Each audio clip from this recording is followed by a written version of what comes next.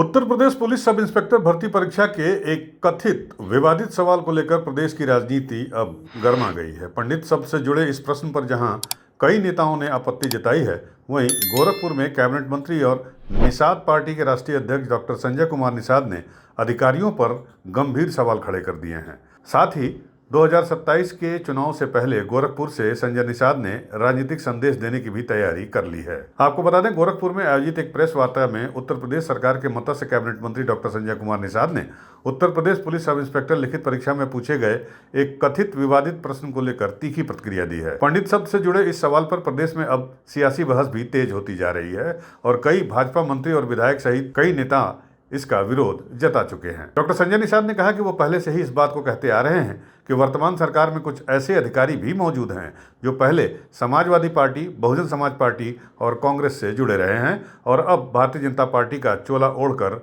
काम कर रहे हैं। उनके मुताबिक ऐसे अधिकारी कई बार ऐसे फैसले ले लेते हैं या ऐसी चीजें लिख देते हैं जिससे समाज के अलग अलग वर्गों की भावनाएं आहत होती रहती हैं और इसके साथ ही विवाद की स्थिति भी पैदा हो जाती है। उन्होंने इस पूरे मामले को गंभीर बताते हुए मुख्यमंत्री योगी आदित्यनाथ और प्रधानमंत्री नरेंद्र मोदी से मांग की कि ऐसे अधिकारियों को चिन्हित करके उनके खिलाफ सख्त कार्रवाई की जानी चाहिए। डॉक्टर निषाद ने कहा कि न सिर्फ उनकी पार्टी बल्कि भारतीय जनता पार्टी के कई नेता भी इस सवाल का विरोध कर रहे हैं और वह खुद भी इसका पुरजोर विरोध करते हैं। बार बार हमेशा हम बार आपके चैनल से और हमेशा भाषण में कहते हैं कि ये अधिकारी कर्मचारी जितने बने हैं इसमें से ज़्यादातर अधिकारी अंदर से हाथी साइकिल पंजा हैं और ऊपर से कमल ओढ़कर नौकरी कर रहे हैं और अंदर से ऐसा लिख देते हैं कि जो समाज में विद्वेषता पैदा हो।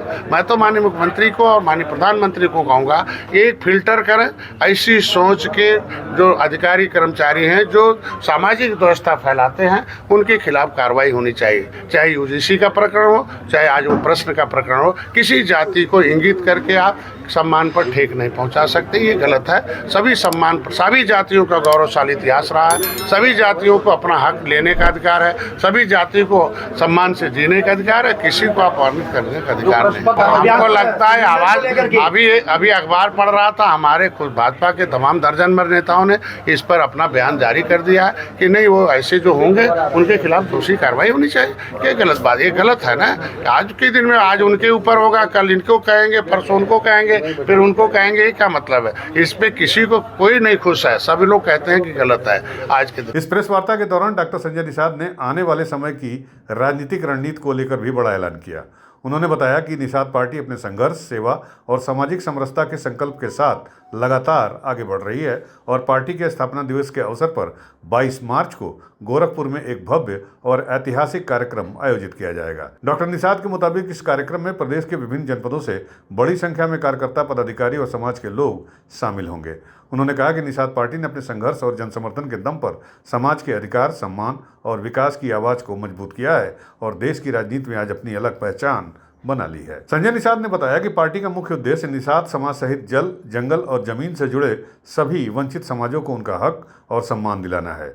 स्थापना दिवस के इस कार्यक्रम के जरिए पार्टी अपने संघर्ष और उपलब्धियों को भी समाज के सामने रखेगी और भविष्य की राजनीतिक रणनीति पर चर्चा करेगी। मेरा तो 50% के अंदर है ना, तो मेरा हिस्सा हाथी खा रही है, साइकिल खा रहे हैं, इसलिए उसमें ओबीसी में नाम डाल दिया, वो कब्जा किए हुए हैं। एससी में हमारा नाम बढ़ने नहीं दे रही बसपा, इसलिए क्यों नहीं। तो मैं कह रहा हूँ मध्य प्रदेश में 35%, 37% रिजर्वेशन, तो मेरा 9% 27 में काटा जाए और एससी में जोड़ दिया जाए, तो वो विरोध भी नहीं करेंगे। हमारा असली जहाँ संविधान में लिखा हो जाए। इसके लिए जिसको चाहिए, जनता को चाहिए, तो जनता को आना पड़ेगा बाहर। और ये चीज़ें माननीय योगी जी हमारी पहले से आवाज़ उठाते रहे हैं। दिल्ली में सांसद थे, आवाज़ उठाते रहे, आज मुख्यमंत्री हैं, हमारे लिए पत्र भी लिखा उन्होंने, पहली बार है। तो जो हमारी सरकार ने पहल की है, बजट लाई है और मंत्रालय लग गया है, तो निषाद राज का किला बनाया, उसमें 56 फुट की मूर्ति लगाई, बहुत बड़ा पार्क बनाया, हजारों करोड़ों के सम्मान बढ़ाए, भगवान राम के साथ निषाद राज की मूर्ति लग गई और निषाद राज के नाम अतीत भवन हो गए। तो अब कम से कम इनके वंशजों का जो संवैधानिक मुद्दा है भाजपा बारी बारी हल कर रही है। तो अपर कास्ट का 10% दे सकती है, महिलाओं का 33%, तो मेरी विसंगति भी दूर कर सकती है भाजपा, और भाजपा के एजेंडे में था। तो जिसको लेना होगा उससे भाजपा से तो बात तो करना ही पड़ेगा।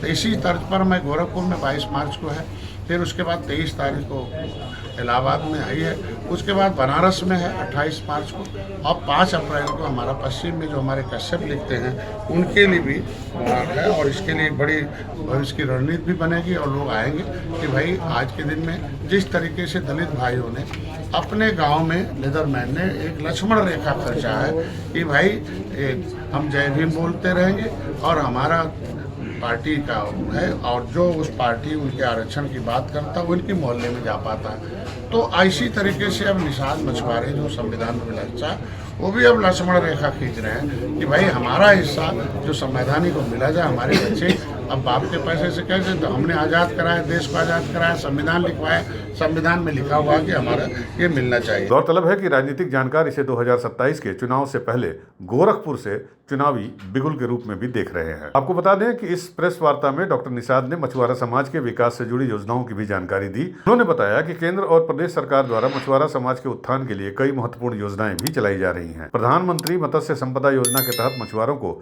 आधुनिक संसाधन उपलब्ध कराए जा रहे हैं, जिससे मछली उत्पादन बढ़ेगा और उनकी आय में भी वृद्धि होगी। इसके साथ ही प्रदेश में आधुनिक मछली बाजार, cold storage, fish processing unit और प्रशिक्षण केंद्र विकसित किए जा रहे हैं।